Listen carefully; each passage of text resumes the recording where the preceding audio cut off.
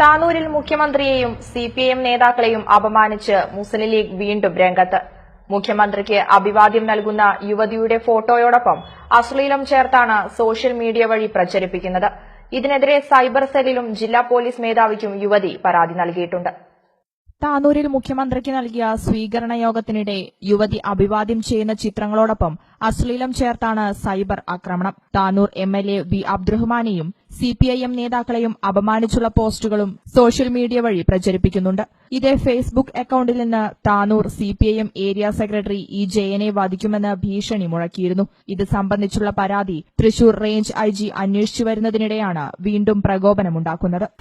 ഞാൻ എന്റെ വീട് പൊളിച്ചതിനെതിരെ പ്രതികരിച്ചതിന് മുസ്ലിം ലീഗിന്റെ പ്രവർത്തകരാണ് അത് ചെയ്തത് എന്ന് പറഞ്ഞതിന് വേണ്ടിയിട്ടാണ് എന്നെ സോഷ്യൽ മീഡിയയിലൂടെയും എനിക്ക് നടന്നു പോകുമ്പോഴും ഒരുപാട് വധഭീഷണി മാത്രമല്ല, സോഷ്യൽ മീഡിയയിലൂടെ ഒരു വൾഗറായിട്ടുള്ള എന്നെയും എംഎൽഎനെയും എന്നെയും മുഖ്യമന്ത്രിനെയും ഒക്കെ ചേർത്തിട്ട് പോസ്റ്റുകൾ ഇറക്കുക, എനിക്ക് പേഴ്സണൽ മെസ്സേജ് വരിക, ഫേസ്ബുക്കിലായാലും വാട്സപ്പിലായാലും എന്റെ സ്വകാര്യ ചിത്രങ്ങൾ എടുത്തിട്ട് മോർഫ് ചെയ്യുക, ഇങ്ങനെയൊക്കെ ഓരോന്ന് ചെയ്തുകൊണ്ടിരിക്കുക. എന്നിട്ട് പറയാണ് ഇതിന് പിന്നോട്ട് നീ മാറിയിട്ടില്ലെങ്കിൽ വീണ്ടും ഞങ്ങൾ ഇതുമായിട്ട് തന്നെ മുന്നോട്ട് പോകുന്നു.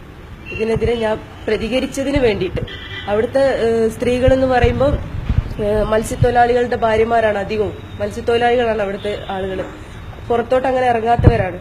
പുറത്തിറങ്ങി ഞാൻ ഇതിനെതിരെ പ്രതികരിച്ചതിന് വേണ്ടിയിട്ടാണ് എന്നെ ഇങ്ങനെ ചെയ്യുന്നതെങ്കിൽ ഞാൻ എന്താ ചെയ്യേണ്ടത്? ഞാൻ ആത്മഹത്യന്റെ വക്കിലാണ് ഞാനിപ്പോൾ നിൽക്കുന്നത്.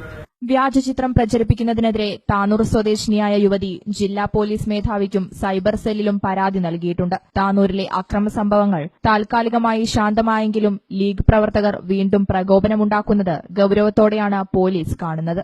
ഇതിന്റെ പുറമെ അവള് കല്യാണങ്ങൾക്കും മറ്റ് പരിപാടികൾക്കും ഒക്കെ പങ്കെടുത്തിട്ടുള്ള അതിന്റെ ചടങ്ങുകളുടെ ചില ഫോട്ടോസ് വെട്ടിയെടുത്തിട്ട് ദൃശ്യമാധ്യമങ്ങൾ വഴി പ്രചരിപ്പിക്കുക. സ്ത്രീകൾക്കെതിരായിട്ടുള്ള അതിരൂക്ഷമായ ആക്രമണമാണ് ലീഗ് അഴിച്ചുവിടുന്നത്. അത് തീർച്ചയായിട്ടും മലപ്പുറം പാർലമെന്റ് മണ്ഡലത്തിലെ സ്ത്രീ വോട്ടർമാർ ചിന്തിക്കും, ഒരു സംശയം വേണ്ട. പ്രത്യേകിച്ച് ഒരു മുസ്ലിം വനിതയാണ്, ആ വനിതക്കെതിരെയാണ്.